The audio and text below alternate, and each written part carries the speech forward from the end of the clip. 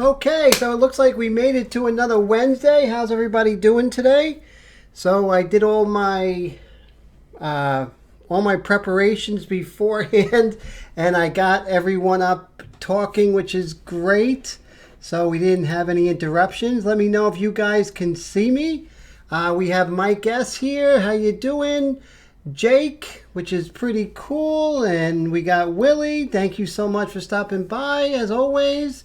Let's see who else. Kiva and Heath. So very healthy group already.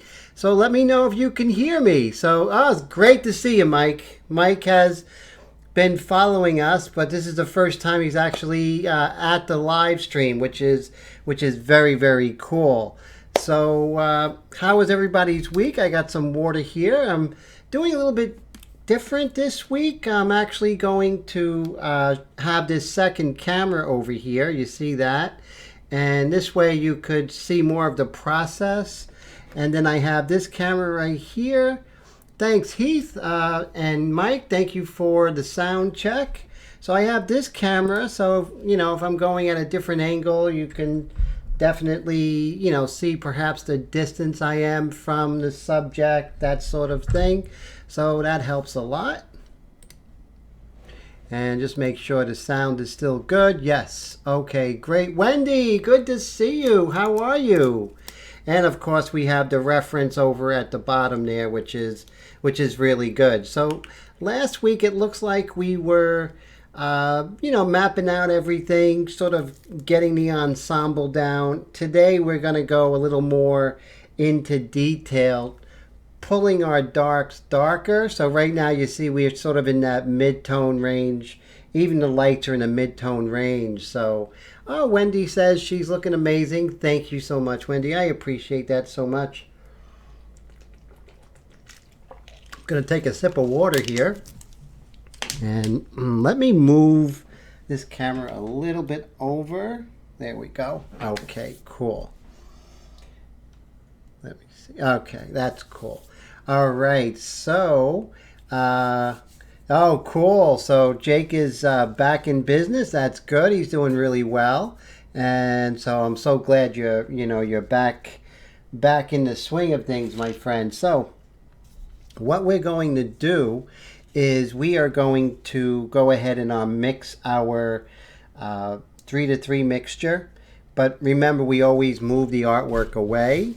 That's so important because you don't want to damage your artwork.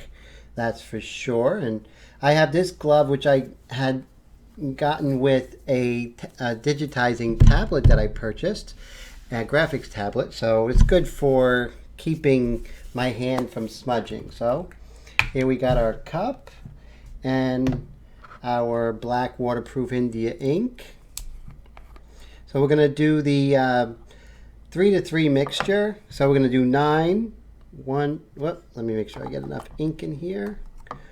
1, 2, 3, 4, 5, 6, 7, 8, 9. Okay, so we have 9 in there so far. And I'm not sure if I'm going to try that toothbrush technique in this painting, Jake. Perhaps the next one, that's for sure. So always great to see you, Willie, that's for sure. And so we're going to get our water. And of course you can see this, see the process in both camera angles. 1, 2, 3, 4, 5, 6, 7, 8, 9, 1 extra for good luck because you never really get a full eyedropper. So usually I do like an extra one usually, So okay, so we are safe. So we're going to put Emmer back over here. And let's go ahead. Now I have a dark mixture in here. I was working on a painting earlier. So I'm just going to dump out the paint that I do have. And once you dump out the paint, you want to go ahead and flush it with some water. So I'll go ahead and run some water through the airbrush The airbrush we're using today is going to be the Badger Extreme Patriot Arrow. It has become my workhorse. I am using this more than anything. The Sotar Slim is the perfect detail airbrush, but this is the perfect all-around airbrush. And I highly recommend it. I can't recommend it enough, actually. Okay, so before you ever go into the into working, when you refill your airbrush, you guys who have been with me a while know what I'm going to say. I say it every time. Always do the initial sprays on a test sheet, never on your artwork. So here you'll see I'll go ahead and do my initial sprays of the new mixture. Also get acclimated, maybe lower the air pressure if you have to, so there isn't any kind of spidering, that sort of thing. Okay, so we are in good shape. So you definitely want to do that every time you do work. And let me see, looks like there's a bit of moisture right over here. We can just blow that out. Just dry that up. So if you ever get a little bit of moisture on your painting, this is a good tip, is to make sure that you let it dry. Let the water dry. Don't try and smudge or anything. You'll damage the piece. Oh, okay. So Mike has a question. And what is that question, Mike? I'm glad to answer it. He says, Higgins is great to work with, but the bubble on the dropper is not the greatest. Oh, yes, I understand that. Definitely. They definitely could improve that, right? That's for sure. So Mike says, Tim, can you post a link to your reference photos for the videos below so all can follow at the same time? Definitely. I definitely can, definitely would be able to probably email that to you. I'll do that for you, Mike. And if anyone wants me to email this particular image, I'll be more than happy to, guys. Great question, Mike. Definitely. Definitely a great question. Okay, so now what we're going to do is probably work on the most neglected part of this particular painting. And that neglected part is probably going to be, I would say, her sleeve. So let's go ahead and start the sleeve a little bit. Just, establish some of those darks here. Since we're at a 3:3, we're not making any real... Oh, I'll send it to you, Wendy, definitely. We're not making any, real crazy commitments, but we are establishing darks. If you went in with a darker dark, you're going to have trouble. I don't care who you are.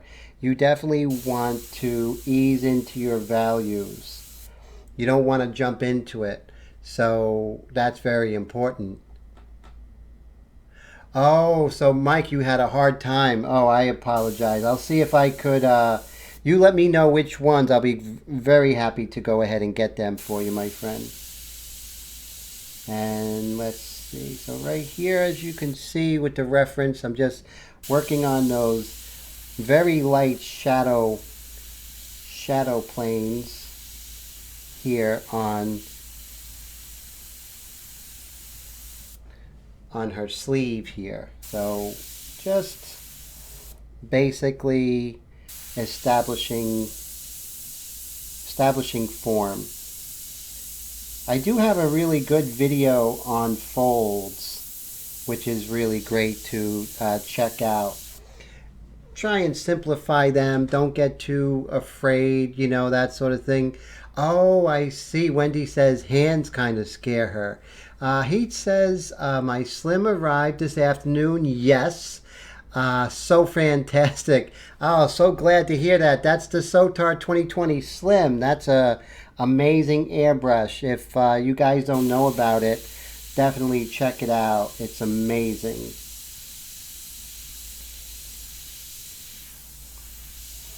So in the last episode, or the last part 2 of this, is that I had a little bit of trouble with the drawing, and it was good for you guys to see because sometimes you're going to have to fix drawings on the fly, and it was very good to good for you guys to see that. And we're going to have a similar thing going today. Let me get my eraser out. Okay, so here on the shoulder, we can definitely do a little fixing here. And it's okay to make a mistake. It's not okay not to fix it or to, avoid the mistake. We have to own up to our errors, but then go ahead and rectify them. So in this case, I see that the shoulder does not have the mass that it has in the reference, and that's why you never really believe 100% your drawings in the beginning, whether they're reference drawings, drawings by hand, or if they are projected. So never 100%. So right here I can see we have our shoulder, and then it comes out. And I'm just going by angles here. And then the shoulder comes down. So we have a little more mass here. And it's so good it's a good feeling when you do catch these mistakes.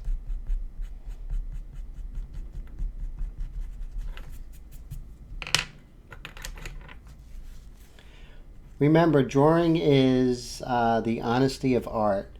That's what Angela said.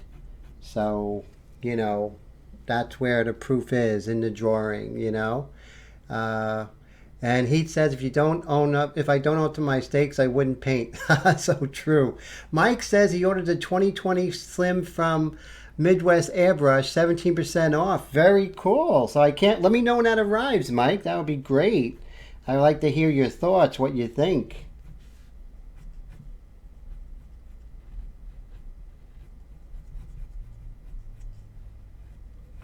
Okay, so now I'm happy with the fixing of that drawing, so that's very important to do. Okay, so let's go back.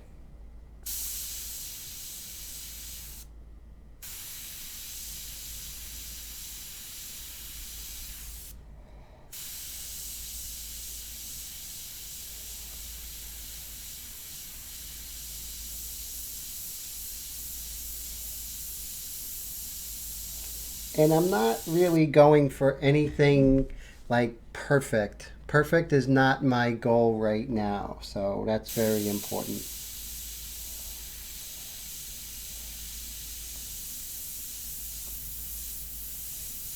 And if you have to lower the air pressure, you do.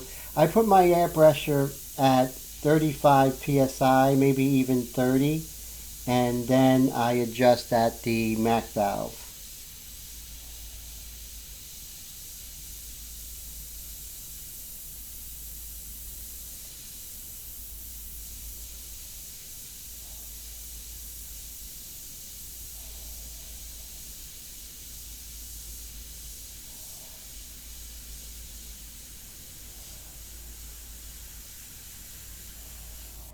And then now's as good a time as any to go ahead and establish some of those darks. And let's see.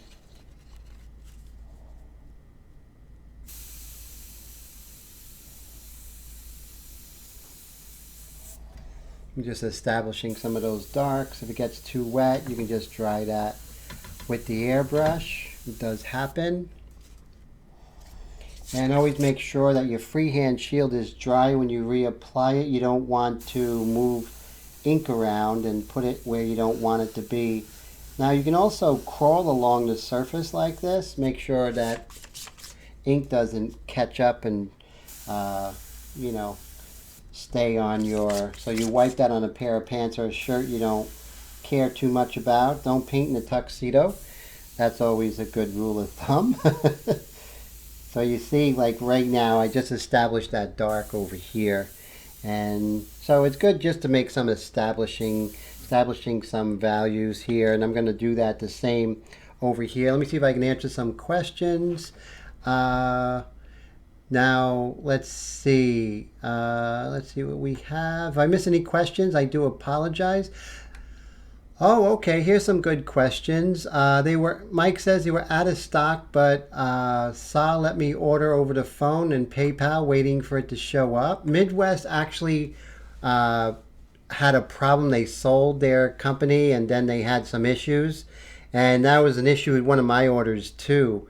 They came back, and when they came back, they're much better. I ordered from them with some luck twice, which is very good. Uh, Now he says, now that I have this slim, I'll be able to try larger needle nozzles in my 2020. Yes, definitely. So you'll have that .21 needle and head assembly. Yes, so Willie, that Chicago became Midwest, and that's when they had some growing pains last year. So I think someone else purchased them, and they're doing really well. So I recommend giving them a shot. But make sure you always pay with PayPal with them, with anybody, because you're covered. I paid with them when they were having problems a couple years ago. Luckily, I paid with PayPal, and there was no issue. PayPal just went ahead and reimbursed me.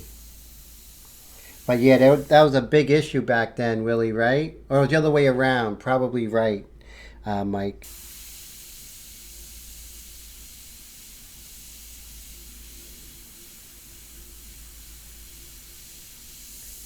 So with the extreme arrow, I can basically work as though I'm working with a pencil. And I want you guys to see the precision you can get with this .35 airbrush. And the secret of the .35 airbrush and why you can get such great detail is this right here. Look how far that needle comes out. Let me see if I can change the focus. See how far that needle comes out? And that is what's causing you to get those amazing detail with a .35. So that's why I really highly recommend this particular airbrush, and why I use it all the time.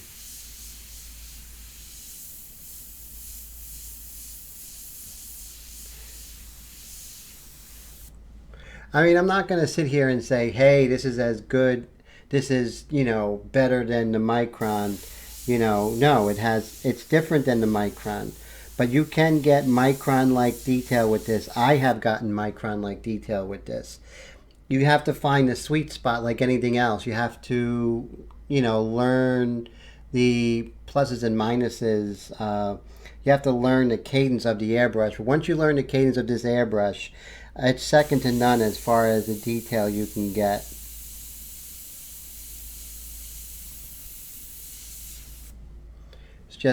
It just feels like I'm drawing, honestly. It really does. Hey Bill, how's it going? Good to see you. That's fantastic.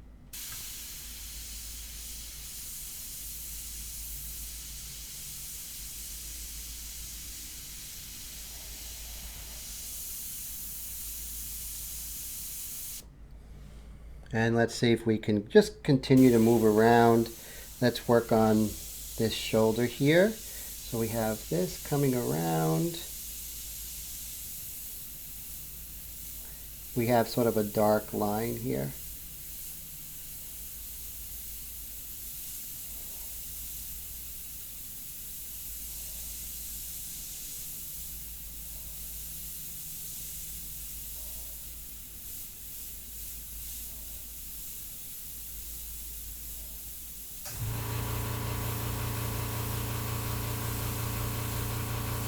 And like I said, you don't have to be like totally 100%, like it has to be like hugely accurate. You just got to get a sense of the folds. We're not trying to be a Xerox machine here. We're doing a painting and impression, so it's not a bad word.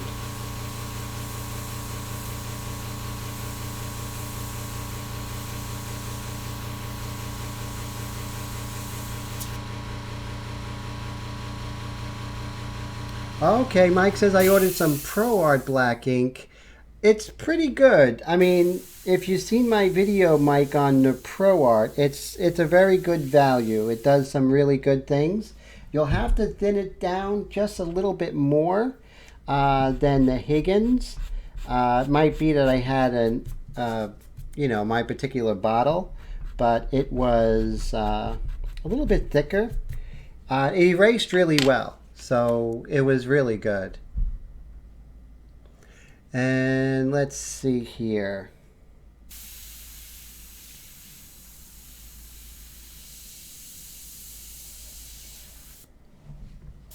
And remember that,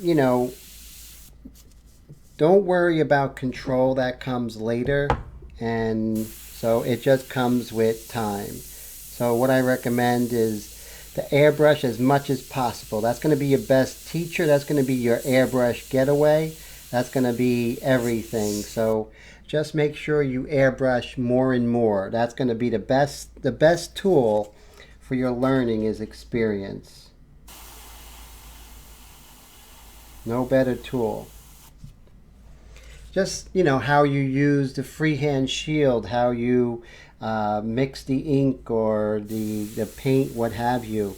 That is going to make the biggest difference in your work. Is time and experience, which can't be taught. Now, someone like me, I can direct you and I could tell you what to expect and put you in the right direction. That's great, and that's why you would study with someone like me. Because of my experience, I can talk about the experience and sort of tell you what to expect, but you still have to go ahead and do it. You still have to go ahead and get out there and get your feet wet, so to speak.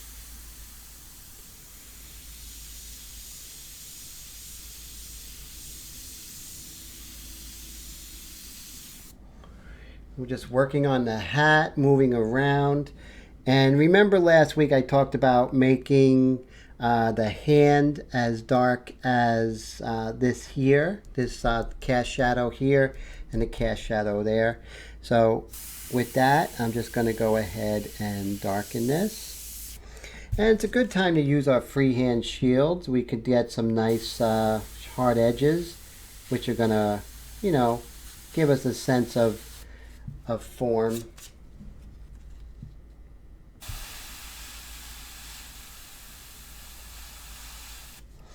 And when you're using freehand shields, our proclivity is always to go along the contour of the freehand shield.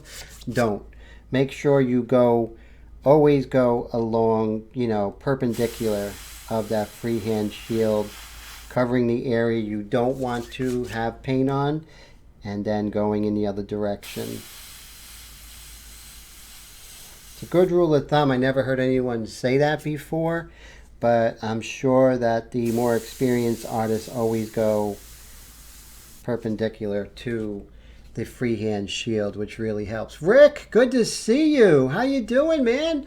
So Rick says, looking incredible as always. I'm so jealous. My airbrush in comparison looks like a fire hose hit. Don't worry, Rick. We all start at the beginning, and I like your work. So, keep going. Never stop, and never compare ourselves to anybody. Bill says best way to be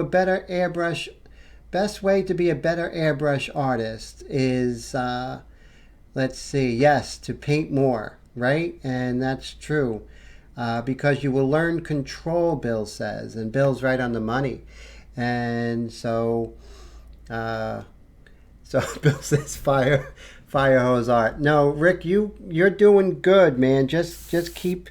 You should see my first airbrush paintings. They were really interesting. That's all I have to say. So, if you have any questions, you can always email me. I'll be more than happy to give you some tips.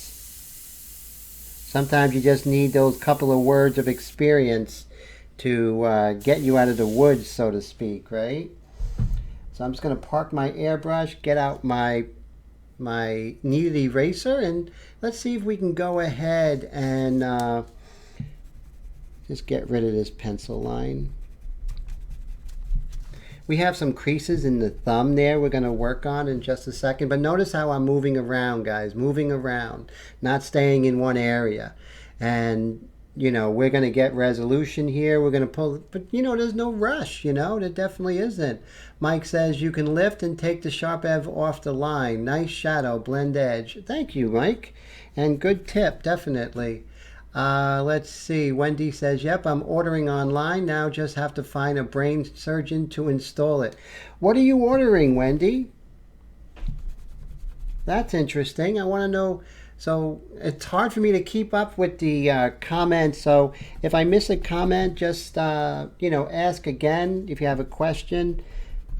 This is sort of this is the nuts and bolts of a painting right now. So I'm going into some really detailed stuff. Bill says, "Hi, my first paintings were airbrush paintings."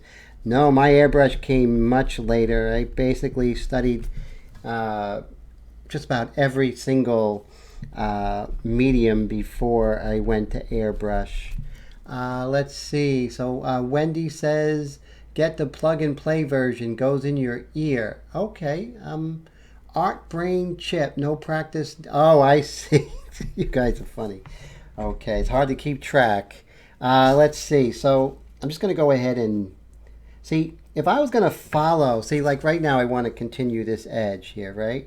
But let's say if I was going to go ahead and follow that, doing parallel, there's a good chance I could overlap the thumb. I don't want to do that.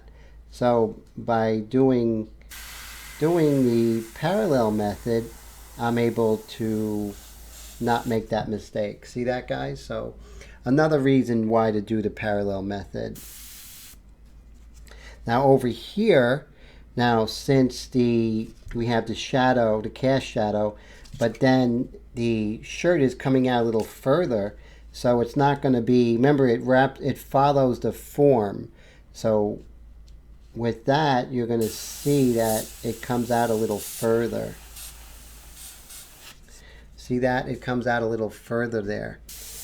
And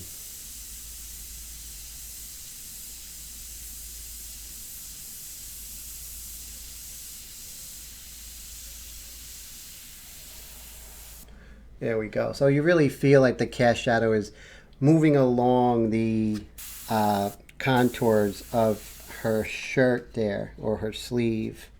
And let's follow the contours down here.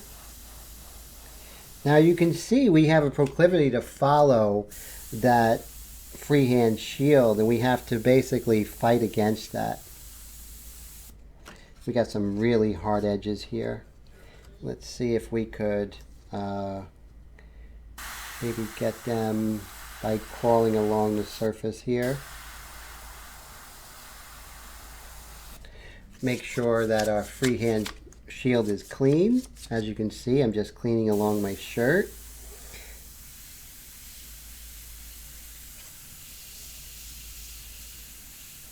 And we have a dark value where the shirt meets her chest.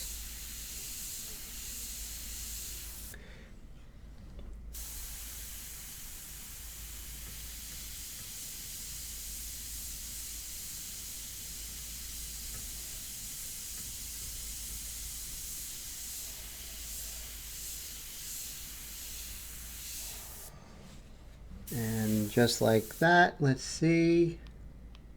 Hey, Aloria, how are you? Good to see you. Thank you so much for stopping by. So this is Aloria's, I believe it's your first time. I don't remember seeing you before. I have the pleasure of having you here. So wonderful. Aloria, are you an airbrush artist as well?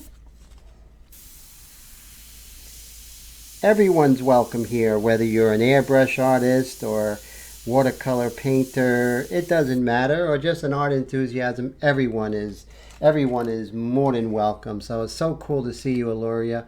Mike says, if you need a custom shield, I found that cereal boxes make nice ones. Isn't that great? We got to try that, a cereal box. So fantastic. Oh, watercolor painter. That's fantastic, Aloria. If you get a chance, if you want, you can leave your website and we can all look, and that would be, we can show some love on your channel. So definitely let us know. And But that's fantastic. Have you ever thought of doing watercolor as far as watercolor and airbrush? Has that been a thought in your mind? A lot of it, a lot of watercolor artists think about doing that because it sort of lends to it, right? So that's fantastic. So Kiva, yeah, where are you, Kiva? She might be working. Sometimes she's watching and then doing her work as well. I know she's been so busy with her stuff. A little bit of like a little shirt underneath, so I just wanted to indicate that.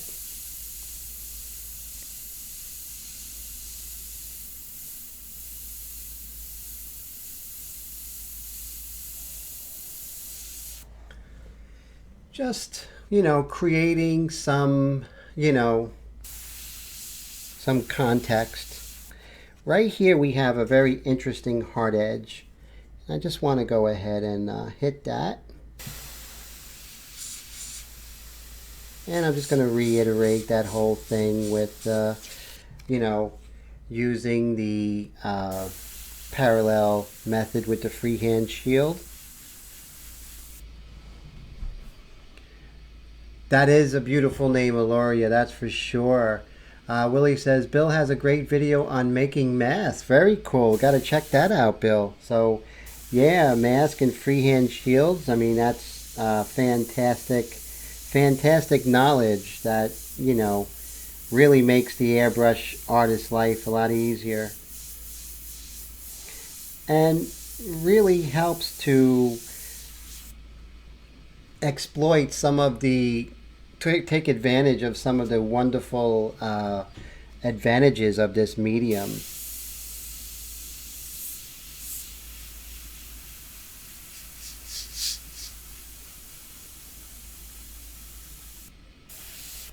And let's see if we can go ahead and calm down some of these pencil lines. So as you're working, eventually you're getting rid of the pencil lines. So that's happy 21st birthday to your son, Kiva. That's great. I remember 22. That was like 5 years ago, right? 21, I mean. That was only like a couple of years ago, right? Not too long ago. So we're just going to calm down those pencil lines here. So the goal is to have the pencil lines, and then as you're working, you slowly remove those pencil lines, and then you're just left with the ink, and it becomes a very clean painting. And that's the goal. You don't want pencil lines to show. You want people to wonder, how in the world did you do that? Graham cracker box, very smart, definitely. No, you don't have to talk, Kiva. You just being here is so cool. So, I love that you took the time to hang out with us. And, definitely more important to, that 21st birthday of your son. That's a milestone birthday, right? It really is. Like I said, I remember, he said, thanks, sprayers. That's cute. That's funny. I see he has your sense of humor. That's so cool. See how I'm pulling that hard edge here?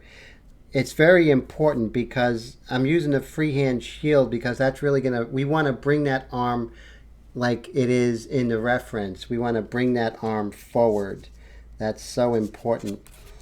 And you want to find that edge. You might have to flip things around.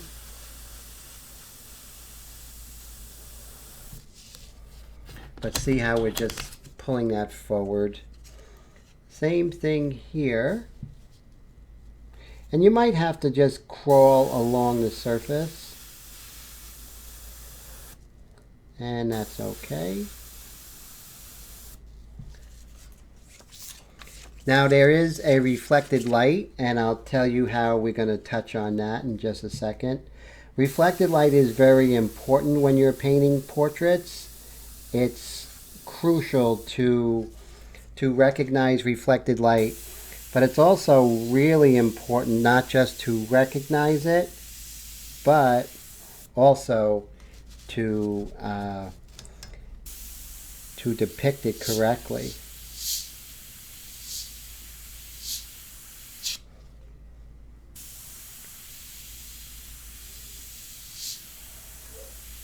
Now, how fast the arm turns, like how fast it goes from light to dark, really depends on how round it is, right?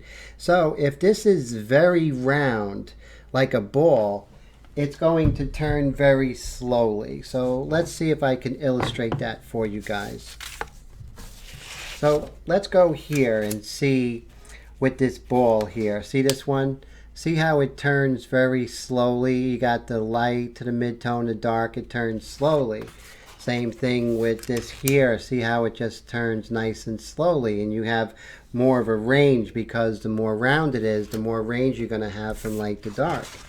But when we're looking at this arm here, we see that her arm is not very round. You have the radius and the ulnar here. I'm not sure which one it is, but it's one of them. And so it's more of a sort of a cylinder shape, but an oblong cylinder shape. So it turns rather abruptly. So when it turns abruptly, you're going to have less of a transition from your dark to your light. So we're just going to depict that right now. And now we're going to have a very small transition tone, which is from your darkest dark moving to your light. Very small, you see that? And then you are going to have a reflected light towards the bottom.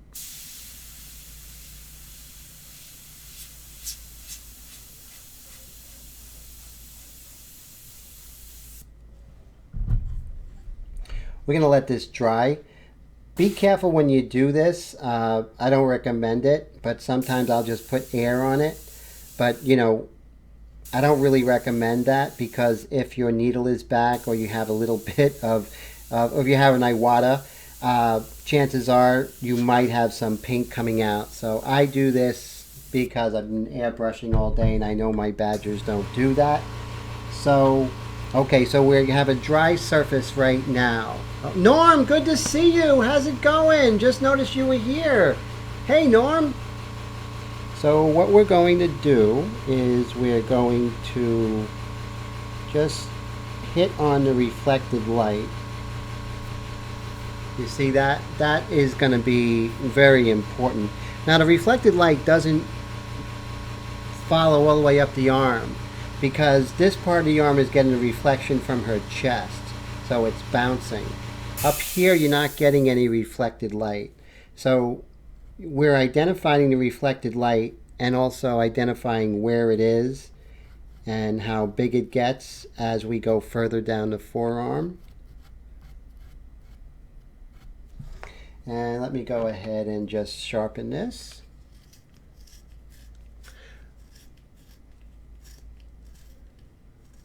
And let's see here, dollar store. So we got some really cool ideas going, man. So I love this talk. I love that we're exchanging ideas and finding out how to, you know, get some inexpensive freehand shields. So perfect. Thank you guys. Thanks. I learned so much from you guys. I really do. Sometimes a lot more than I'm teaching you, so I appreciate that. Okay, so you see now we have our reflected light going here.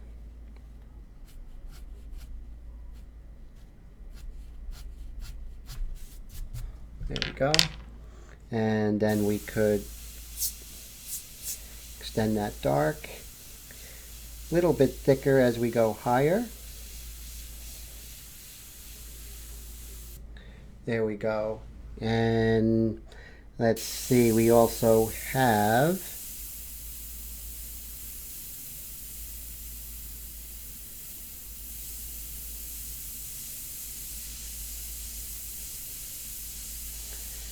this dark plane of her hand.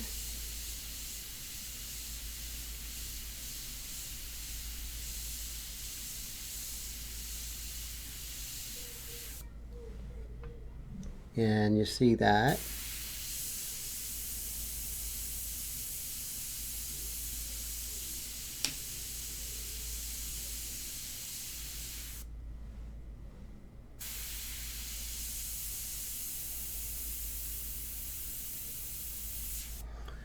So we really are sort of working on the anatomy of her hand as we're developing this. Remember, this looks dark only because of everything else that's around it. Everything else is going to lighten up. And it's okay as you're going along. So right now we can always adjust. If you see something off in the drawing, never be afraid to take out the pencil with this technique, because everything is erasable, especially at this level, this stage.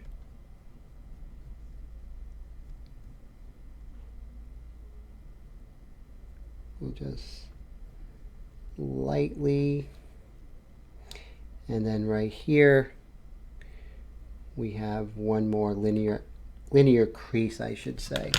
Okay, so now what we're going to do, and be right there with your questions. I just got to work on this area.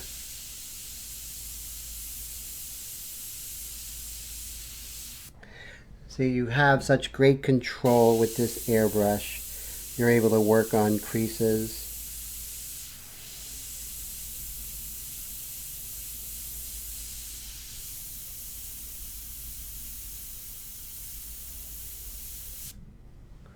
See that? We're working on the creases of her hand. This kind of control comes as it came with me as I'm working every day.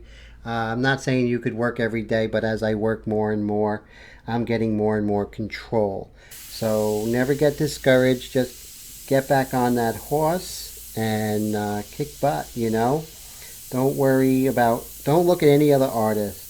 There was a quote by my favorite painter I seen yesterday by not Jacques Louis David. That was John Dominique Ingres's teacher was Jacques Louis David.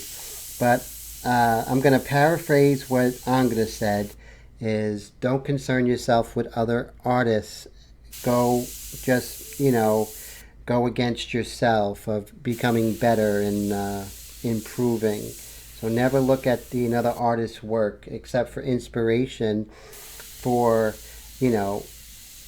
pushing yourself to do better, but never look how good they are or bad they are. Always keep your eye on your work and, where you're going. It's very important. I found that tripped me up throughout my career. When I look at other artists' work and sometimes say to myself, how come I'm not developing as fast? And, that's important to really step back. So that's very, very crucial. So now I went ahead, I can erase those pencil lines, and now I'm pretty happy with the creases in the hands. Okay, so let's see. So we have some questions here, and I'm going to try and answer them. Okay, so we were talking about, Norm says, Tim, I love the way that you have the 2 camera video streams. Great, thank you, Norm. I appreciate that. Always appreciate the encouragement, Norm. Thank you. And so I appreciate that. I have plastic file for. I know I will sound bad, but when I was self-learning 5 years ago, I got my smoothest flowing lines after I had at least 6 beers in me. That's what Mike said. That's pretty funny. Wendy says, okay, let's see. If I missed any questions, just go ahead and re-ask them. Let's see. But definitely, re-ask the question if I didn't see it. It's, as we get more people, which is very exciting, the questions go by a lot faster. So I definitely want to answer every question. Every question is important to me. If I don't see it, if I didn't answer it, it's only because I didn't see it.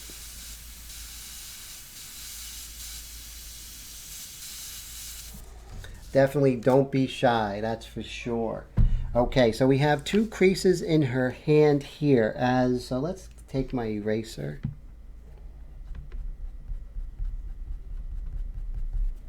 This is very similar to as I work with a pencil. As I'm going further and further with this technique, guys, I'm really feeling a real pencil feeling with this. Mike S. asks, Tim, did I make that shield? No, a friend made that for me. And it is a miniature of this guy. See, this is the daddy and that's the baby. So this one's really big and very hard to manipulate since I work so small. So it was so cool to go ahead and make me a tiny one. So forever in their debt. So yes. So you see, you got the papa and then the kid. So I like using the little one. I have another one very similar to that. Here's a smaller version of a larger one. But I find I use this one almost exclusively. It's called the pinup one. And you can purchase the big one. But like I said, when you're working small, it's very cumbersome to have this huge thing. So, yeah, it's really great. Wendy says, is reflected light just light or shadows? Very good question. So, you know, these things are very important, these questions, when they do come up.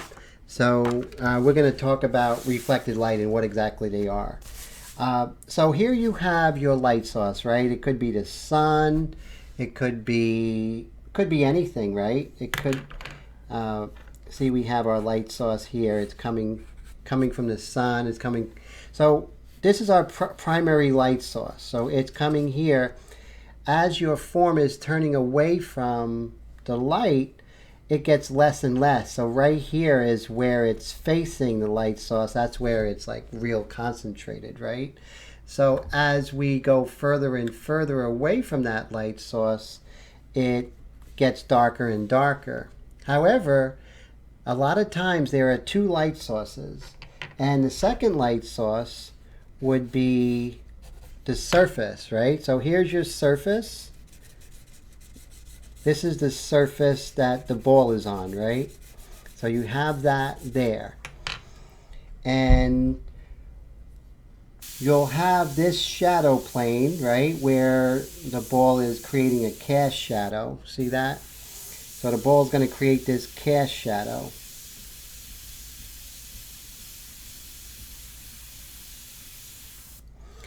But there's places where the light is hitting where the cast shadow is just missing the cast shadow, so the light is passing by that ball and it's bouncing all over the place.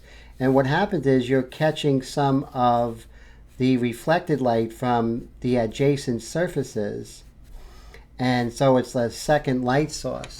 So it's not like it's as strong as this light source. It's very weak, but nonetheless, this is still a source of light.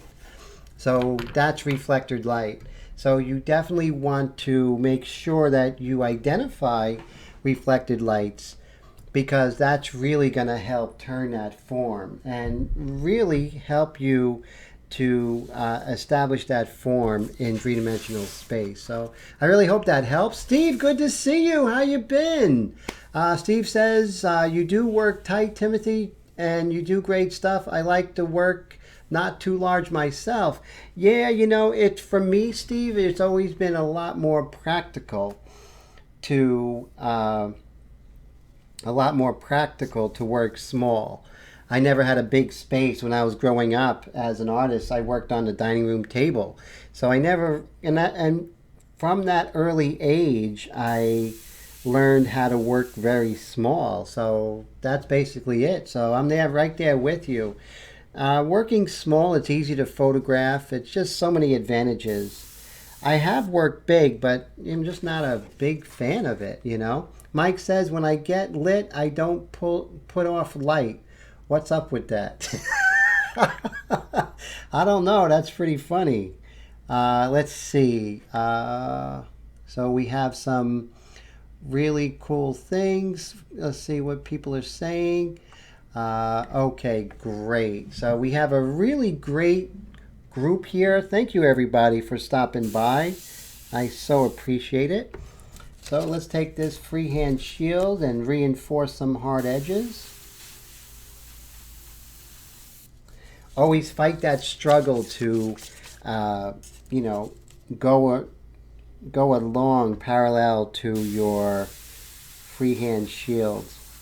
Remember, you want to go perpendicular. We're using a lot of geometry stuff today, right guys? Adjacent and perpendicular and parallel. I guess the 10th grade geometry class really is paying off. I don't know. And remember, there are no rules. All rules are meant to be broken. So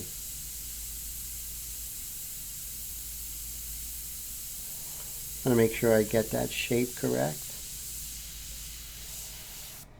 There we go. Same here. Now, what's interesting is that the reflected light, the cast shadow of her chin is very light because there's getting some light bouncing off the bottom of her chin, which is bouncing off the chest, and that's creating this lighter than that. So you want to go ahead and really try and understand what's happening with light, everybody. Sort of be like a detective, a light detective. That's going to really help you understand what's happening with the model in three-dimensional space. It's really just understanding light.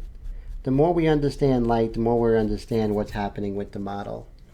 So you see, as I go ahead and lighten this cast shadow on her chest from her chin, becomes a little more believable. Like I said, I'm not a photorealist, never want to be, never aim to be. I just want to have a really good impression of what I see.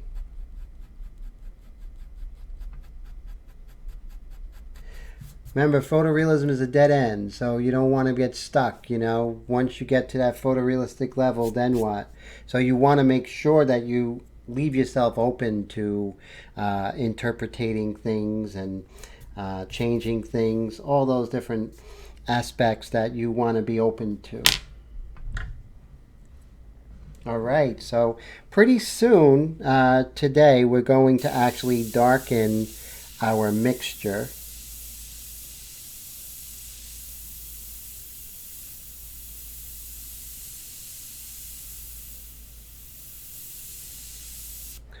Wanted to really darken that crease right there.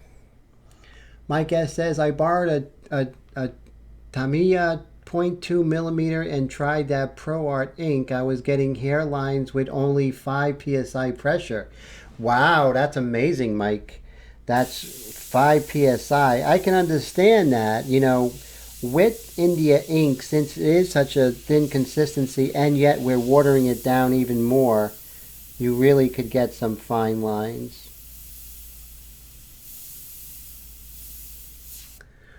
And that's the beauty of this technique, is the ability to get really fine lines. Okay, so let's see if we could strengthen the line of the brim of her hat.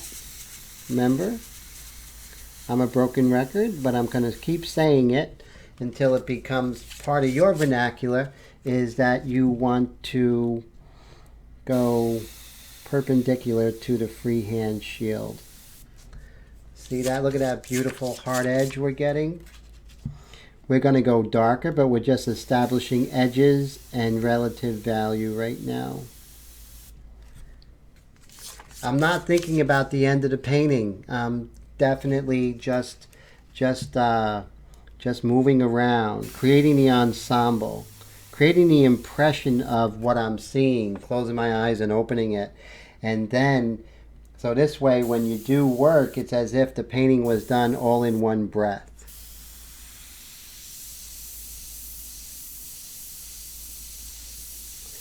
No fully realized eyeballs here, you know, until at the end. That's when the eyeball gets fully realized, at the end. You know, I'm not going in there and working on the striations of her iris right now. That's ridiculous. And, you know, I don't think that's the way I was taught, for very good reason.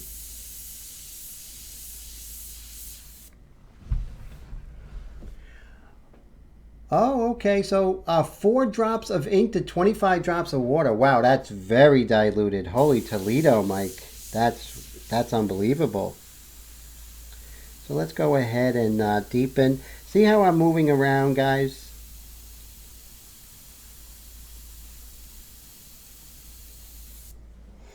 One of the things that I always get every week, and I always like saying, is that you want to always you don't want to go too dark with the 3:3 ratio. You can theoretically, as the watercolor artist was, is here. She can definitely, attest that, the darker you go, the more layers you go, the darker the transparent will become. And that is definitely true. But why I like going with a less diluted ink as we go darker and darker as opposed to just going over and over is that you have economy of surface. Meaning if I get too wet on this surface, what could happen is that what could happen if is it could I could damage and warp the paper. So it's good to save the darks for the darker mixtures. So Wendy says every other word. Is anyone else having any kind of issues with the sound? Let me know, guys. Very important. It might be your system, Wendy. It could be your internet connection. But let me know, guys.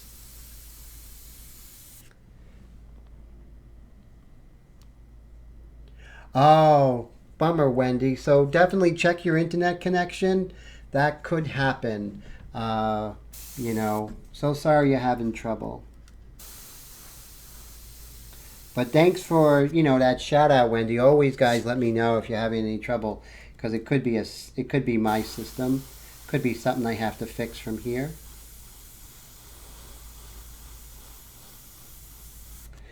There's a beautiful cast shadow, as you can see. And I'm going to try and establish that a little bit here.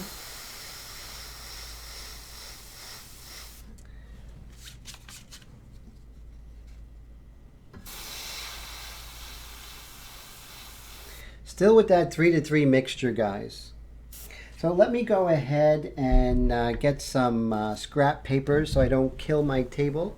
Definitely don't want to kill a table. No killing of the tables. Okay, so I have my scrap paper.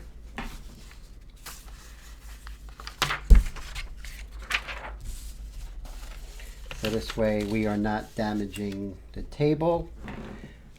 And you guys can still see her. All right, cool. All right, so let's go ahead and just establish this cast shadow, shall we?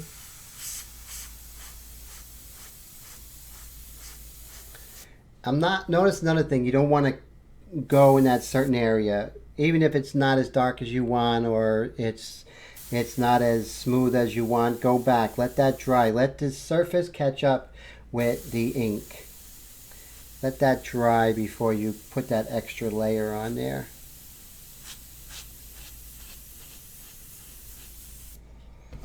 And keep along with the freehand shields.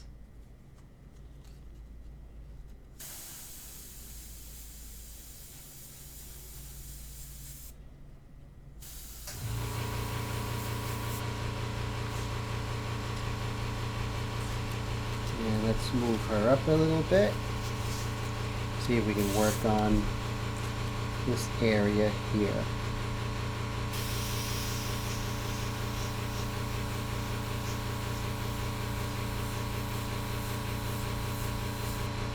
There we go. So you see we are establishing our darks. We'll go back to that later. We're just establishing. That's all that's about. And just keep moving around, keep it going. That's very important. We will be probably losing the chat soon. It's 10:30. That is so true, Willie. Willie, you're very astute there. It's around 10:30. It's so true. That's hilarious. He knows the glitches in the XSplit system that I have. Thanks so much for that, Willie. That made me laugh. It's funny because it's true, right? That's funny. Okay, so I have some really cool hairs here, and so it is. We're going to come in a little bit later with those hairs, but right now we're just moving around. See, we got this.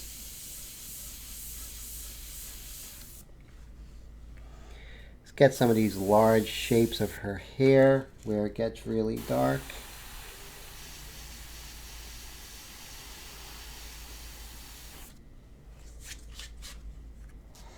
When we treat hair as large shapes, we don't get lost. It gets a lot easier. And you want to be sculptural, right? So it's very crucial.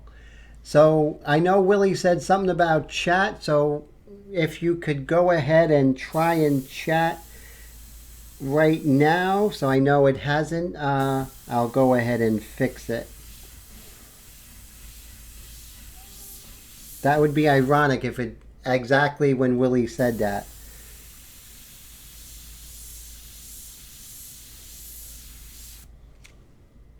So you see we're creating our texture, which is really nice, and moving around.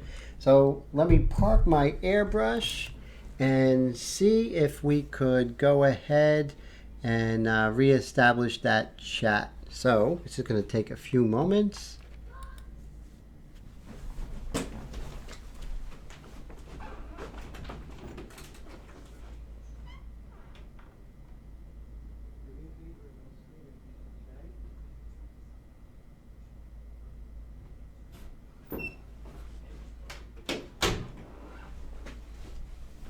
Okay, so we're going to reestablish this. It's just going to take a few moments.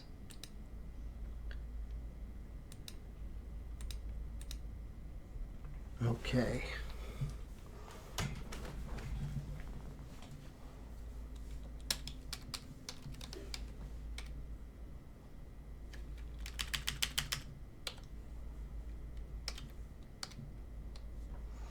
Let's see.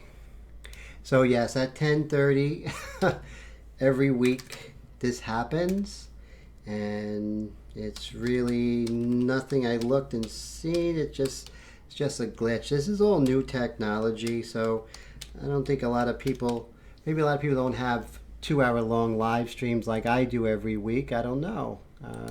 Could be.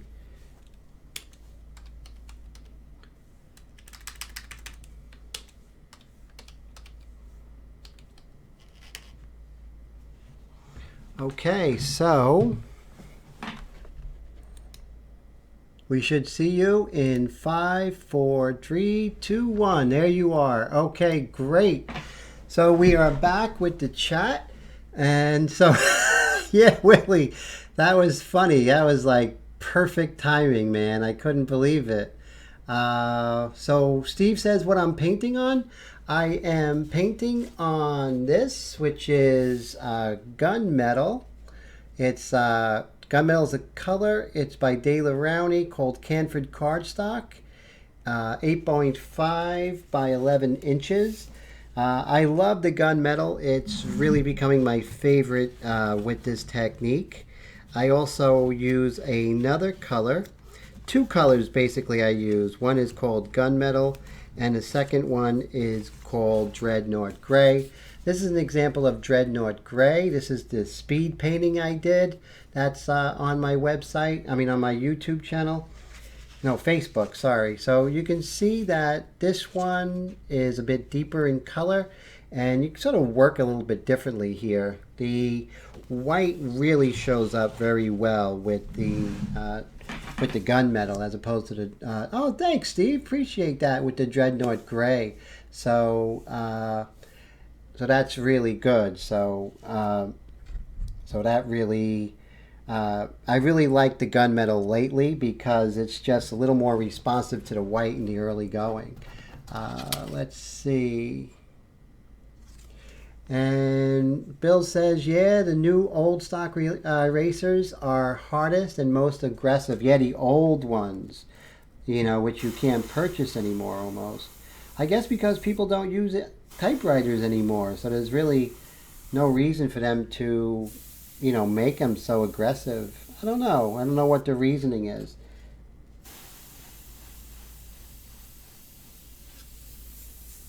I let that dry, so I'm just going to put one more layer of this 3-3 here, just to reestablish that dark. And you can go ahead, if there's any water spots, you can dry that off. Like I said, don't recommend that.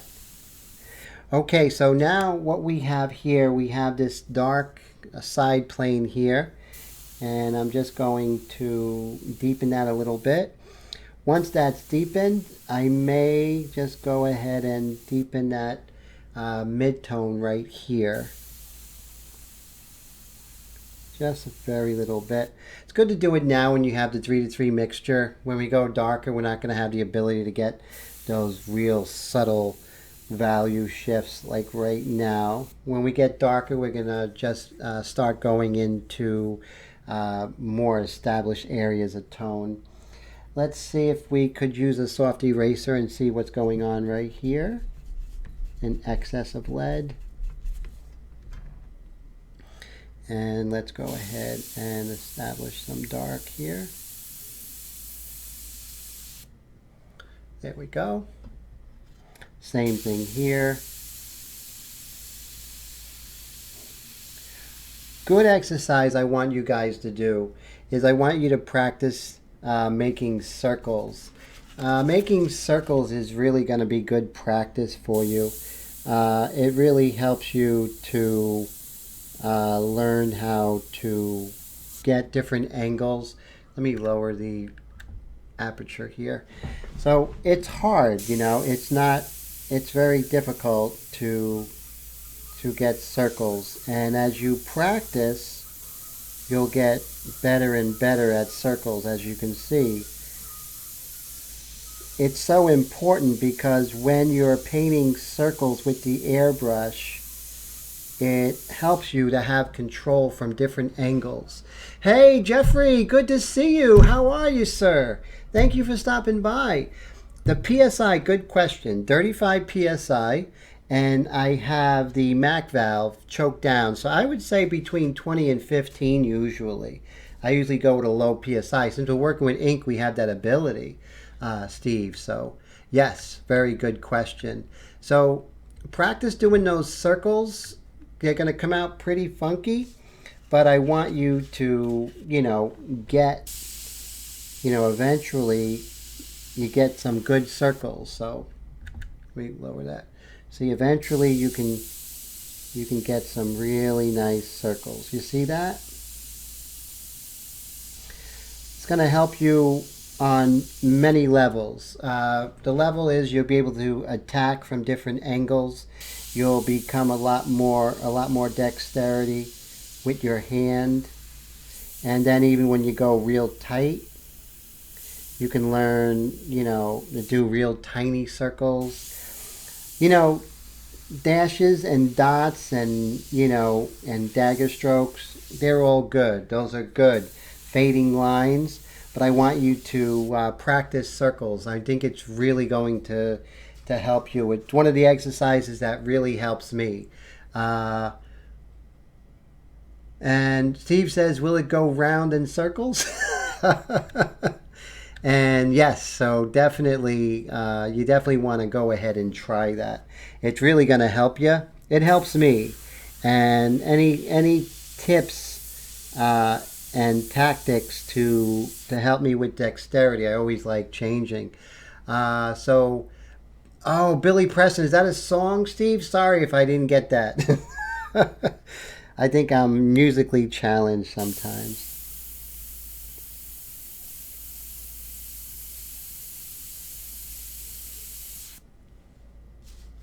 Just darkening some areas here and there. There we go. So good thing about the DSLR, you can move around, you can change the aperture, you can move the focus around. So, if you guys are planning on doing live streams, DSLR is always the way to go. It's a little pricey, but it does take your live streams to the next level.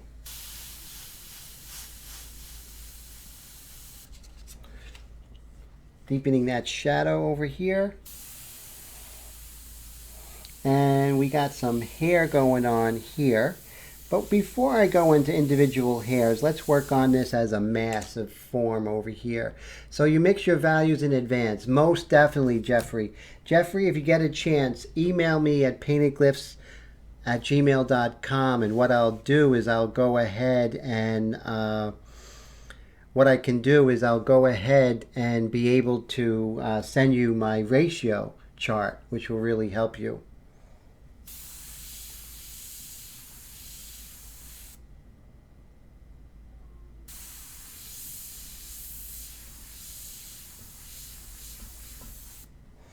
So there we are.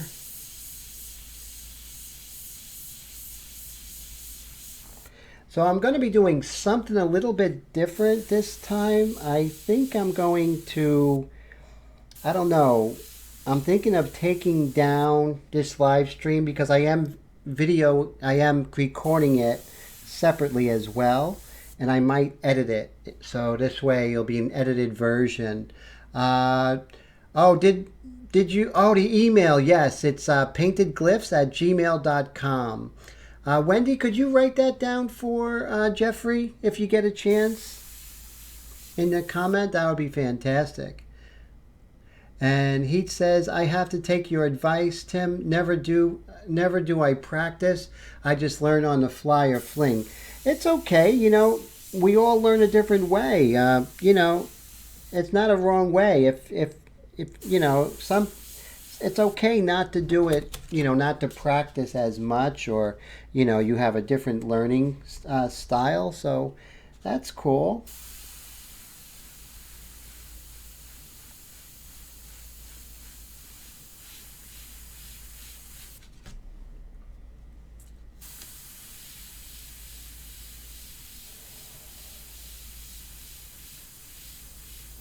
What I'm doing here is I'm looking at the hair. Oh, thank you so much, Bill. I appreciate that, sir. And so what I'm doing right now is just looking at the hair as a three-dimensional form, not really looking at it as hair, as if it was, you know, just, you know, a tube that's twisting and turning. And with that, it enables me not to get lost in the details of individual hairs. And it helps me a lot. And this way I'm able to see the larger picture, and then I can come in later and get real nice details. Then I can see that the cast shadow from this part of her hair is pretty large.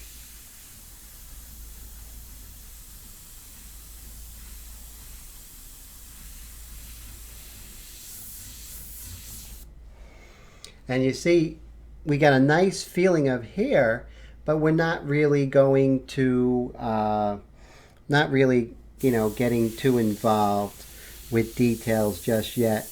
Hair will kick your butt, right, Bill? If we look at individual hairs too early. Now I say Bill because Bill does some amazing things with his pet portraits. Unbelievable. He's got me there, that's for sure. I really appreciate what you do. I mean, you're really good at that, sir.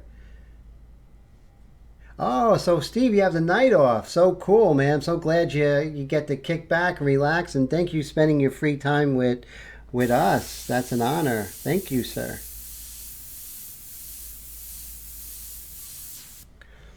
There we go. Here we have a nice hard edge on this light sort of cast shadow underneath the brim of her hat.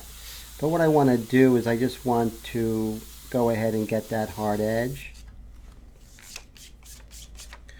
Now it kind of looks like I'm not doing anything, but you know what? Before you know it, like every time, it just comes together, and all of a sudden we're putting in the dark accents and the highlights, and before you know it, it's pretty cool, you know? Scotch is my poison, he says. And Mike says, no one can get good flow of the hand and wrist if you're, let me see, if you're too stiff. True, true. I can understand that. Let's see. So Jeff, you're saying, how do I like that airbrush? Is this directed to me for this particular airbrush, Jeff? I am enamored with this airbrush. I just have to say, I can't really stress how much this airbrush has opened up my work, and it wasn't like love at first sight with this. And I'll tell you, it's funny. This airbrush usually comes with that high roller trigger, which is this trigger right here, and it usually comes with this, right? And I was like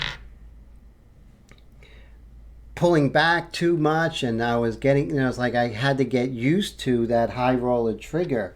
And then finally I was talking with Gaston, who's a part of this group. He's part of Ink Flingers, and he was like, go ahead and just change it with a Sotar trigger. So I went ahead and bought a Sotar trigger, and it just, oh my God, ever since then, this has been my #1 airbrush. Now, I love this airbrush, which is this is the regular Sotar 2020, but I also have this Sotar 2020 Slim, which I do love for details, because that one, I'll tell you why I love the 2020 Slim. Let me go get it. See, this guy is really great because it doesn't have a cup in the way. So if you can see, it's almost like I'm working with a mechanical pencil, right? It's so great. And also, just like the Extreme Patriot Arrow, I want you to look and see how far that needle comes out. That's the telltale sign of a really good airbrush. The further the needle comes out and you have the nozzle to compensate, that, my friends, is what's causing the ability to get those really fine lines. This, of course, is a 0.21, and this guy right here, the Extreme Patriot Arrow, is a 0.35. But I'm able to do some amazing things with this. This airbrush definitely, the more you work with it, the more you'll love it. So we're talking about cake, huh? Then he says that music is important. So yes, so you just got one, the Extreme Patriot Arrow. You have to try it. If that trigger is giving you any kind of trouble, it's a hard time to, hey Bradley, good to see you, better late than never. So, and Steve says, great info, my pleasure. So if the trigger is giving you trouble, just go ahead and switch it out. It's like $5. You can get it on, you definitely can get this at usaairsupply.com. And don't forget to use my code timothypsa. That is going to give you 10% off on anything that you purchase at usaairbrush.com. So remember that. So congratulations, Bradley. So what happened, Bradley? Let's see. Sorry I'm late. New grandson. How great is that? Oh, and also congratulations, Bradley. That's fantastic. Such great news. So this particular glove came from my Huion graphics tablet that I purchased. I'm getting into digital art. It helps me to create some really good banners and things for my website, also digital painting and whatnot. So it's really a lot of fun. So it's perfect because it really keeps, one of the things about working in paper is you want to make sure you don't kill your surface. So it looks like I'm going to go ahead and maybe start putting in some of the hair here.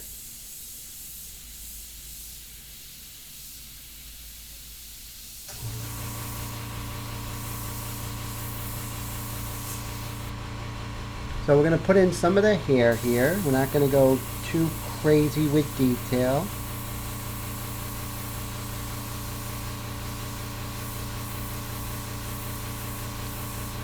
His hair is nice and soft edged, not too hard edged.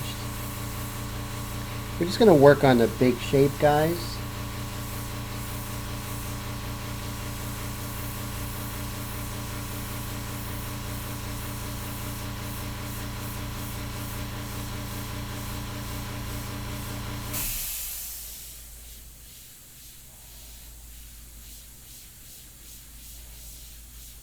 And we can always erase out the negative shapes, so we don't gotta get so specific with each individual hair.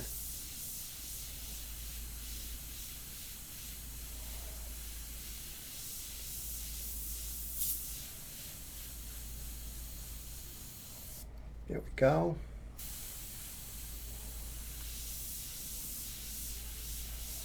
See, there's a negative shape here.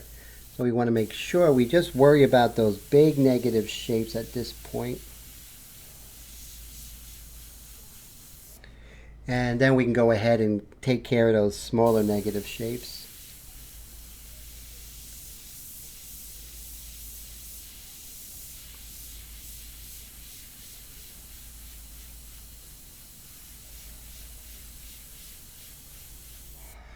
There we go. So we're doing a nice establishing of this hair mass right here. Darker hair mass.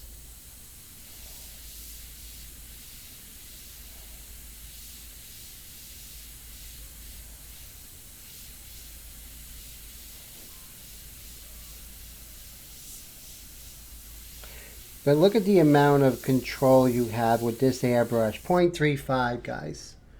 That's all I have to say. 0.35, and you have this kind of control that I can sketch like I'm sketching with a pencil.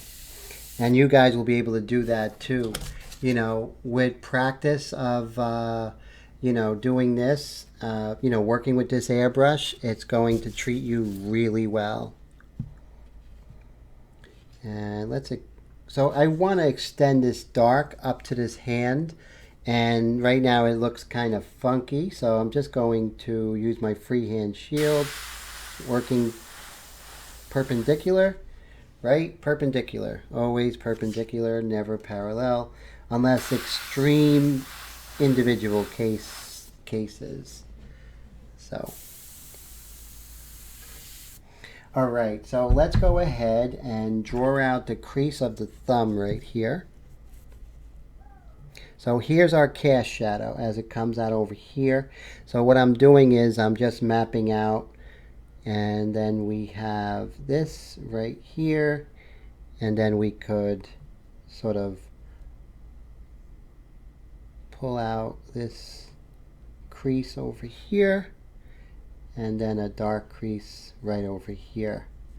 Okay, so now I have that pretty much gauged. I can come in with my 3-to-3 mixture, of course. So it's good to do this stuff while you have the 3-to-3 mixture. You don't want to do that later in the game. Always look at your reference. That will let you know if you're going too dark or too light.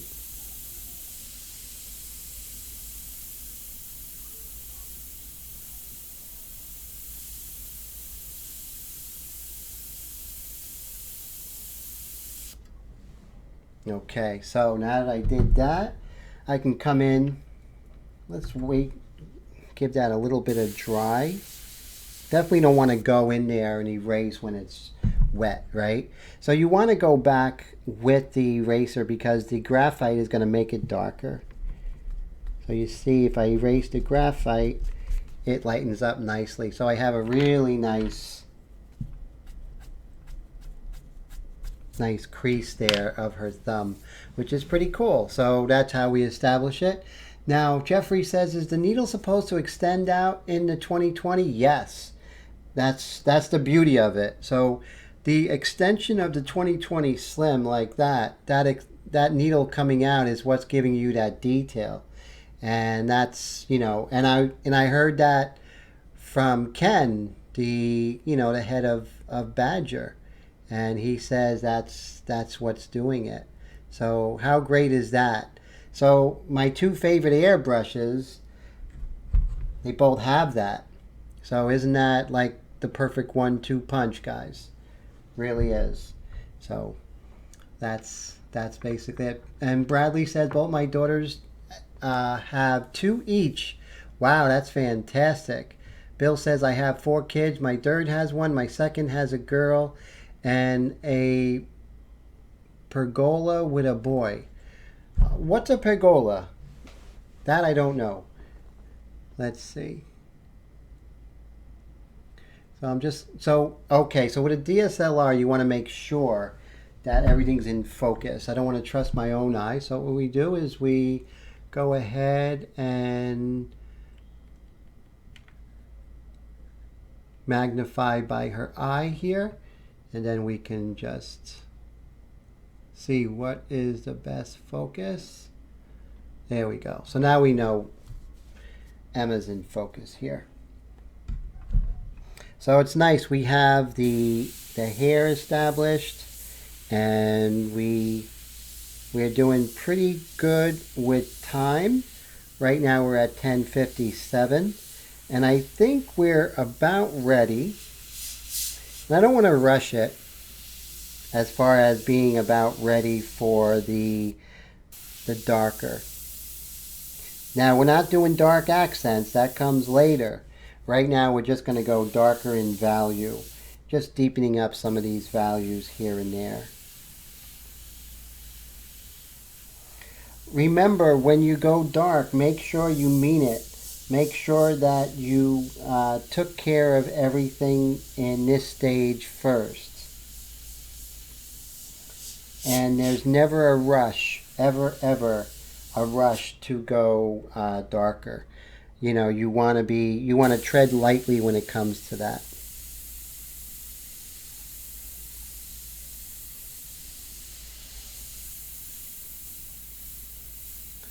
When I move around, I find out that there's some changes I need to make here, some additions. And that's the beauty of moving around, is that you get to really see things you haven't seen, you know. Bill says, I have no idea what autocorrect meant. Oh, pregnant.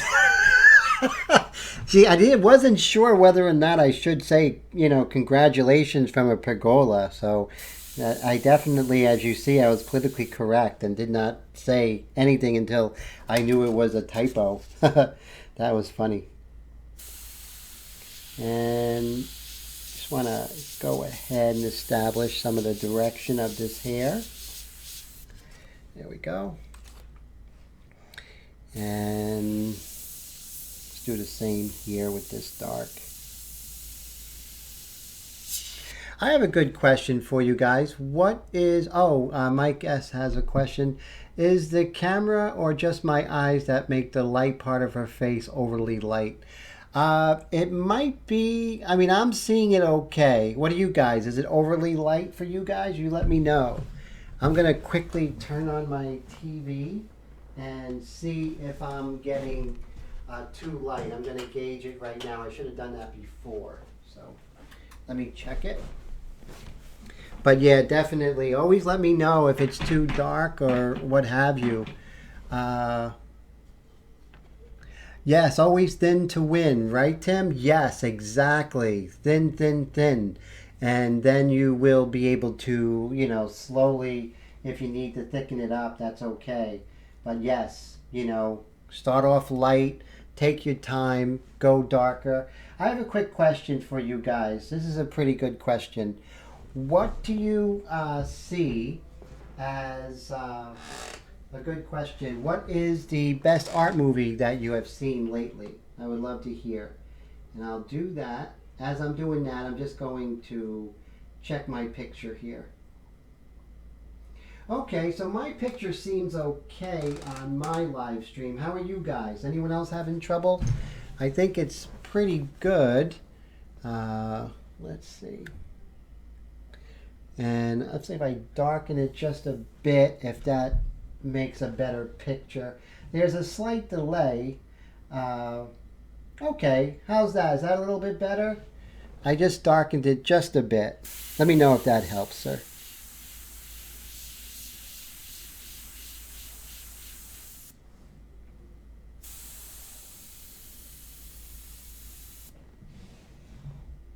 Gone with the Wind. I don't know if that's an art movie. I don't remember Scarlet painting, but it is a good movie nonetheless. Sometimes they ship the airbrush with the needle pulled back inside for less chance of damage. Yes, that's true. You have to reseat that needle. So that's, yes, art movie. So I'm not sure if I ever watched one. Serious? Those are basically the main movies I watch. Heat says, looks great, Tim, all the way on the West Coast. Cool. And looks better now. Cool, Mike. I'm glad. I'm glad. Wendy says it's not. It's the first thing that came to mind. Hey, that's cool. That is very cool. No, no wrong answer. It's a very good movie. How can you go wrong with Maureen O'Hara? No, not that is Olivia de Havilland. Who was the main actress? Was it Olivia de Havilland? No, it was her sister. I know her sister. I don't know if it's Olivia de Havilland and her sister, but they were sisters. Willie says, I don't think I've ever seen one either. So one movie would be Great Expectations with Ethan Hawke. Is sort of like an artist movie. Movies that portray artists. There's one called Surviving Picasso, and that was with Anthony Hopkins. And it was a drama about Francois, who was one of his wives in the 60s and 70s. No, actually in the 40s, 50s, 60s. She was his wife, and her account of living with Pablo Picasso. So many of them. Yes, Ed Harris in, remember, he did Jackson Pollock. That was a great movie, which was entitled Pollock. I love those movies, about artists, and it really helps. Bohemian Rhapsody, yes, definitely. Kiva says The Radiant Child on Netflix. Actually, have you seen the movie, Kiva, Basquiat? It's just titled Basquiat. Really incredible. That movie is really good. It was directed by Julian Schnabel, who was a first-hand friend of Basquiat, which was very cool. He was friends with Basquiat and Andy Warhol, those guys. So that is a very cool movie. I highly recommend that. Right here we have a little bit of a hair mask. Just a little bit, like a triangle. So what I'm going to do is I'm just going to hit that with the freehand shield.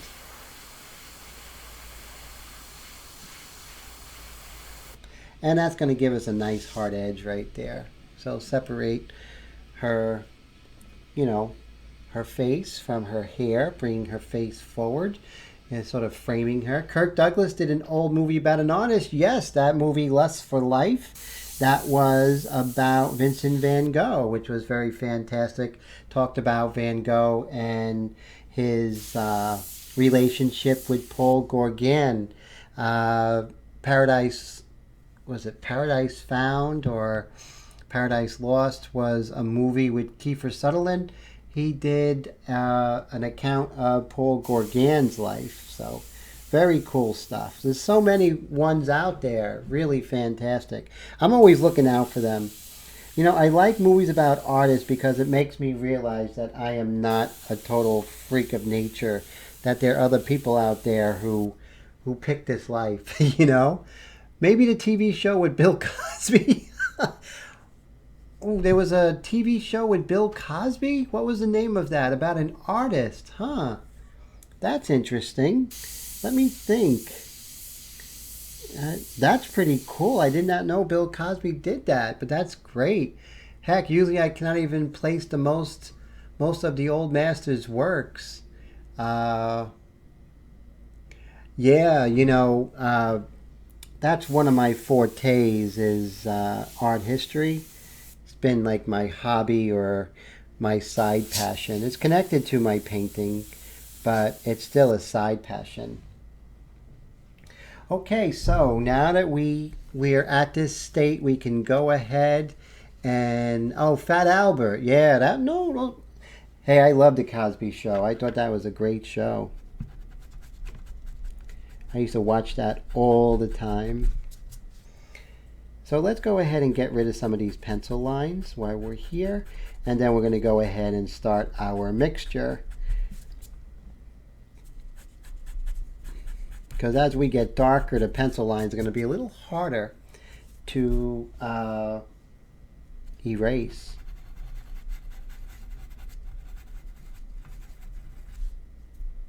But I think we're getting a really nice feel for this piece so far. because we're patient. And that's so important. Get rid of any pencil lines. We want it to look like there was no pencil, that we just went straight. Hey, hey, hey. Very funny. You guys crack me up. Okay, so let's go ahead and move Emma to the side. We don't want to damage her. So we'll just put her over here. Now we have this here. So let's go ahead and make our, let's see. So let's look at our chart, shall we? So this is where we were at with our 3-to-3 mixture right here, right? So we probably want to go 3 to 6. So 3 to 6 to drops of ink to water. Actually, no, 3 to 6 to 6 drops of ink to 3 drops of water. So let's go ahead and do that. And this way we're going to go for those deeper shadows. Tim's Vermeer, he done a photolistic work before the invention of the camera. Yeah, that's amazing. That was very good. The guy, Tim, is actually a friend of Penn and Teller. And so he had that exposure. He was an engineer. And he wanted to break down what Vermeer was doing with the camera obscura. And it really worked well. I'm going to change the aperture here so we can see that cut. And let's do our 6-to-3 mixture, which is going to be 12 to 6, okay? 1, 2, what? Let me, 2, 3, 4, 5, 6. And then we are going to do, actually, we're doing 12, so forgive me. 7, 8, 9, 10, 11, 12. And now we're going to do 6 eyedroppers of water. 1, 2, 3, 4, 5, 6. Now, since I always do a little extra. There we go. All right, so we have a nice dark mixture. So we have this in our airbrush right now. So let's go ahead and get rid of that.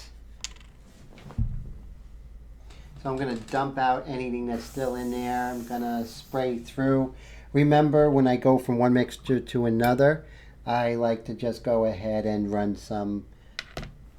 Isn't that something? I haven't heard the compressor yet. So I'm going to make sure that's on, because usually I hear the compressor by now. We're at a low PSI, so that usually helps not to use as much ink or not to use as much air in the compressor. I think I have a 3-gallon air compressor, so it doesn't go off all the time. So how are you guys doing with using those seasoned with this technique? How are you doing with the ink ratios? Are you finding them very helpful? Bradley, you're leaving. Bradley, take care, sir. Thank you so much for coming by, man. And congratulations. And I'm so excited to hear the great news. How wonderful is that? I'm gonna check the tip dry here. There we go. See, there was a little bit of tip dry that was doing some weirdness, and we took care of that.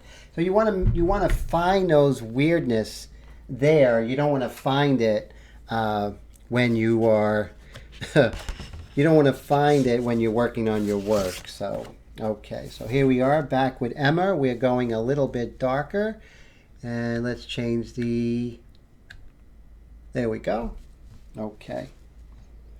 All right, so now we're going to go ahead and we're going to use our freehand shield, of course, and we're going to start hitting some of those darker colors, darker values. So the first thing we do is really hit those dark values so we can gauge everything up. It's not as dark as it is, but we're doing relative value, and just building things up together. So that's so cool. It's a very cool technique, and it's very forgiving. Let me get my reference out.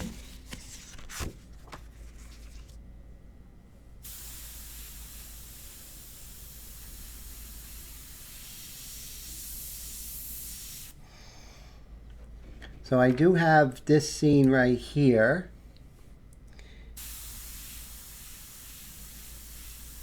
So you can see how far away I am.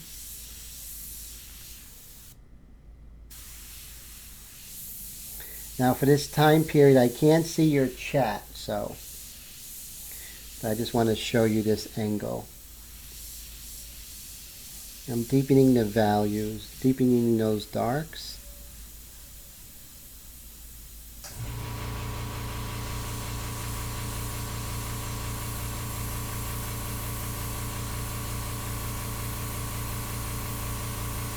I don't always need the freehand shields.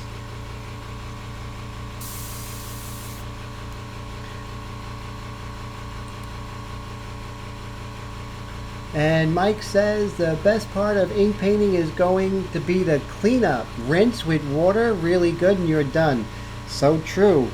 It really makes you feel, I don't know, it just feels more precise to me. It really does. And I really, really enjoy it.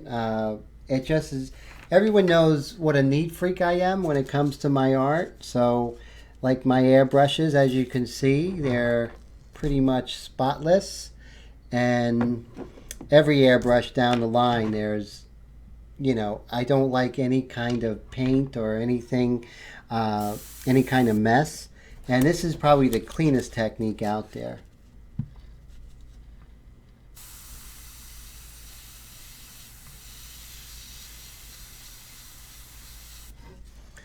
I too have to fight that proclivity of going parallel to the freehand shield.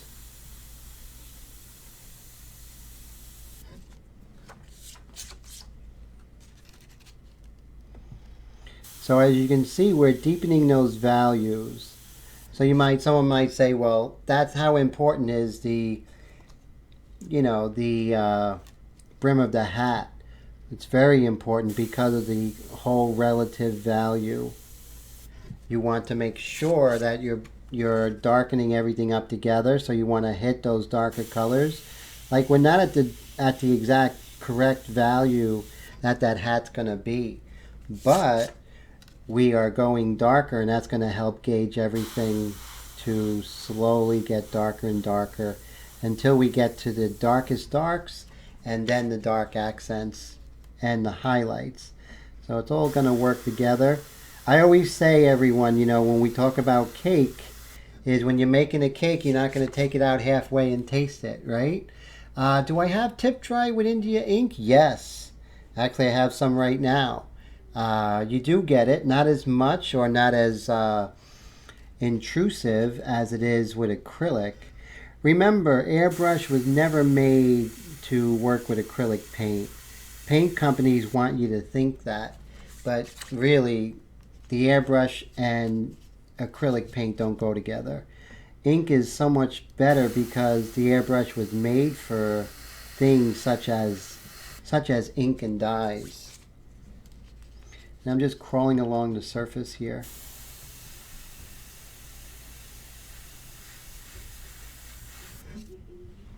See that? Now I have that nice dark established. I have this dark established. So now I can go ahead and work on this dark here. As you can see, I don't always need those freehand shields. Sometimes I can do without it. So Wendy says, you can get tip fried, Jeffrey, but it doesn't happen as often. So true. Steve says, do you care to fixate your art when finished? Never. I put it on the glass and it's going to be good forever. No need to do that. My guest says, Tim, do you ever have brushes set with only one needle tip set up each, or do you? Every airbrush, once I set it up, it's there forever. So I never change anything. I'll get another airbrush, you know, definitely. I don't like to do that, but that's just me. I don't, you know, it's not the right or wrong way to do it. It's just I have an airbrush, like this airbrush has a 0.35, I'm never going to touch it except to clean it. I'm going to clean it thoroughly. I'll take it apart when I have to clean it thoroughly, but I will never change it. If I need like a 0.50, I'll get myself a 0.50 airbrush. I think for me, I think things go wrong and I don't want to, cause problems. I want the airbrush to work. That's why I love these airbrushes so much, because they just work, and that's great.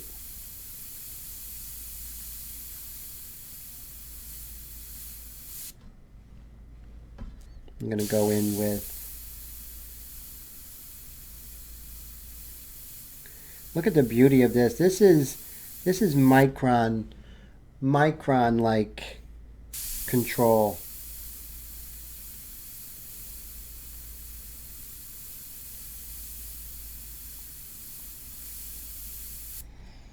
Which is really very cool. I know this is a minor detail, but we're just establishing some of those darker colors so we can key everything else.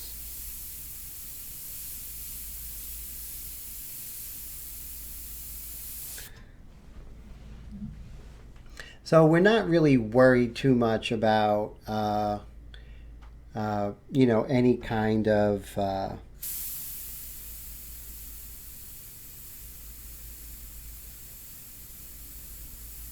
lost my train of thought there. I'll be back. Let's see.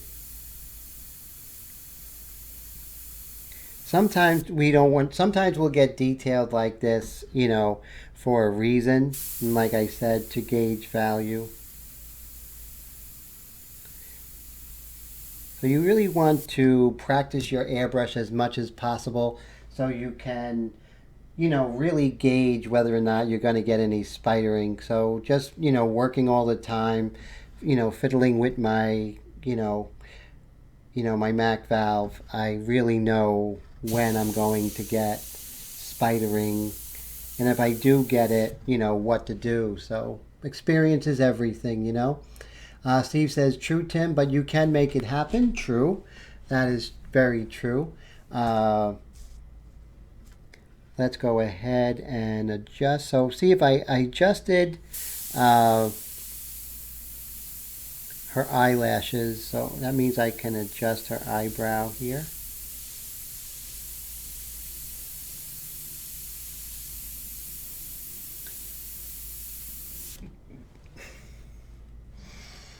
And I know we were talking last week. I believe Willie was discussing, about likeness.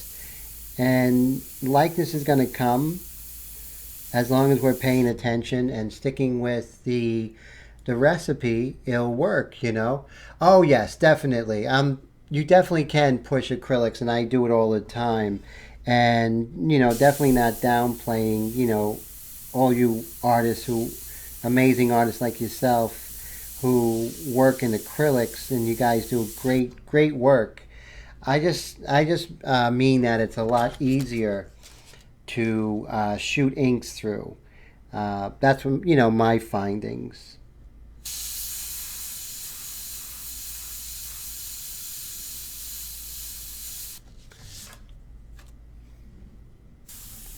We can go ahead and maybe get a little more richer on this side plane here. So you see the side plane, which is pretty interesting. Yes, always attentive to tip dry, definitely, because that'll change your day, right? So you see, like right here, the side plane, it's much darker here, and that's called your terminator. And same thing here. So we're sort of repeating that. Let me see if I can make sure we're sort of repeating that terminator right here. This same thought of object in space being affected by a single light source, just as that ball is. Let's see. Mike says, dots, no problem. I see a lot of those after 12 to 18 beers. Oh my God. And Steve says you're correct on that. Thanks, Steve. And yes, tip dry is rough. I think one of the toughest things when I was beginning airbrush, guys, was airbrush maintenance. Because if an airbrush is not working correctly, I don't care who you are, you're going to have a hard time. And one of the things is I learned is never be relaxed with cleaning your airbrush. Some people leave their airbrush overnight and then wonder why it's not working correctly. Never leave your airbrush overnight without cleaning it. Not to say anyone here is doing that.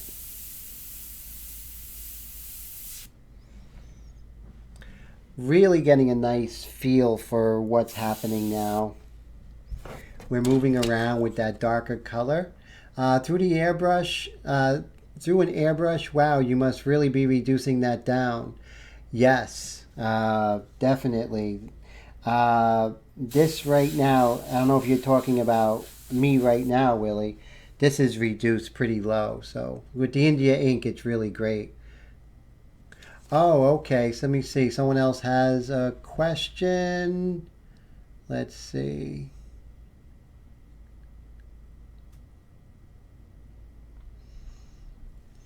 Okay. Yes and no, but enough to flow. Let's see. Okay.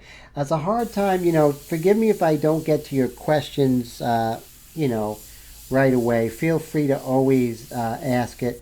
It's more important that I really show you guys, how to do this.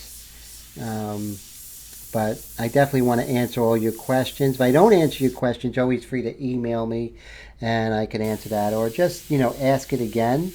And especially at the end, I'll be asking you guys if I didn't get to a question just to let me know. And let's deepen this here.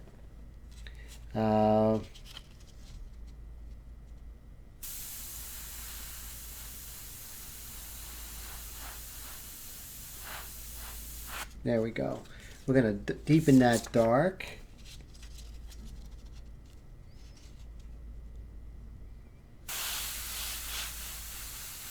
Again, we want to... Now, this shadow is not just one, solid value. There's some modulations going on here. See, right here, it's darker. It's almost a solid value.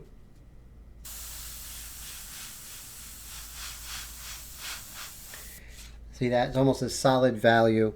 And then it sort of lightens up as we go further up. And there's more light on this side right here than there is here because you're getting more reflected light. And so we're going to really look at this dark, this cast shadow of what's happening and get a better sense of a three-dimensional form. And that's one of the things you have to... Oh, Mike says that my control is all over the place. Not pulling a line or a dagger stroke in 5 years. Wow. That's where the dots things came from. Wow. So, yeah. Dagger strokes are so important, Everything's a dagger stroke. Everything.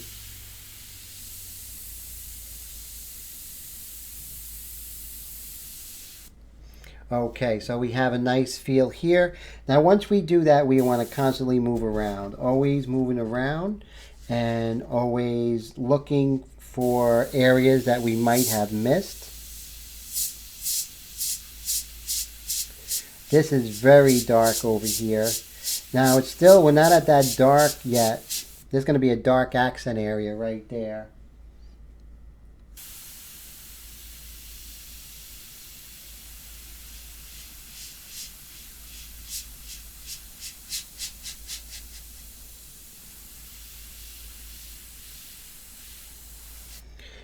There we go. And let's see, where else can we move? Okay, so there is some texture here. I'm just gonna, it's such a small area, but I'm gonna start that texture. Just a little bit right there. Now, I do see here in the hat, I totally missed a value. So let's see if we can go ahead and hit that. And, okay.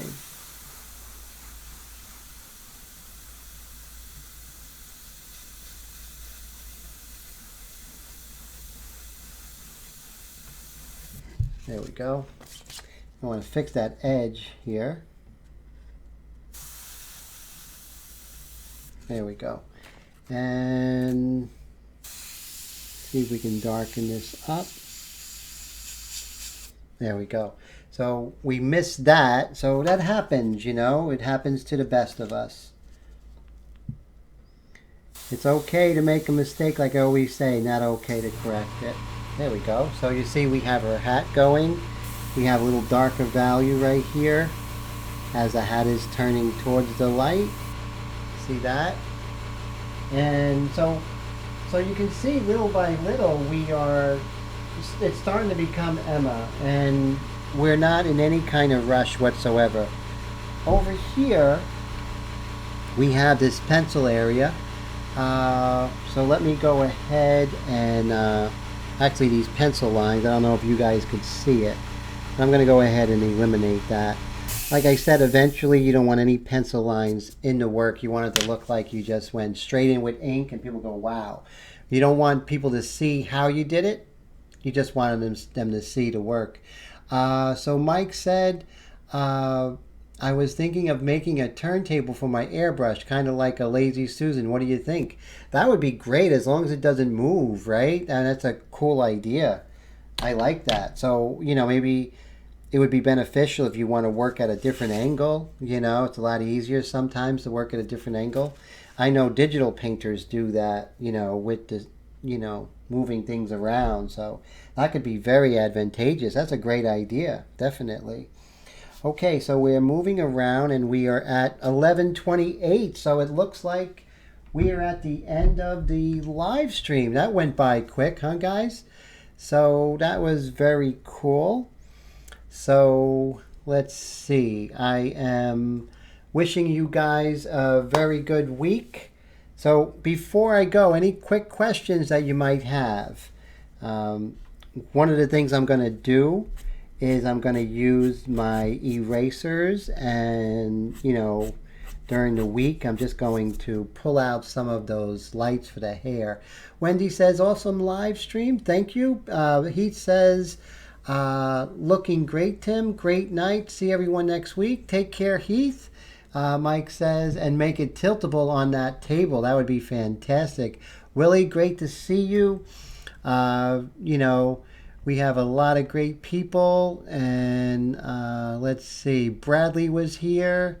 Just want to make sure I get everybody. Kiva, Bill, Norm. I did see Norm very briefly. Jeffrey was here. I appreciate that so much. We had some new people here. We had Mr. Lata. I appreciate that. That was great seeing you. So it's hard for me to scroll up. It keeps scrolling back down. But thank you everybody for spending your Wednesday night with me. We are Raul. Good to see you. So sorry it's over, but you can always look back and check this out. So it's really cool. So I'm going to leave it online so you can check it out in its entirety. Mike says, do you treat cardstock before painting or inking? Nope, goes straight in. So, which is really cool. Yeah, you just it's just a very, very simple technique. It's like the marriage between drawing and painting. It's basically like drawing. There's not much of a difference. So no, nothing like that. I just go ahead and put that in a frame, and it's good to go, and it's light fast and perfect. So I hope you guys have a great week. Thank you for spending your Wednesday with us. Stay tuned next week for part 4. I think there's going to be 5 parts to this one, because because I don't think we're going to finish next week. We're going to get close, but we don't want to rush it. So take care, guys. I hope you have a great, great night. God bless you.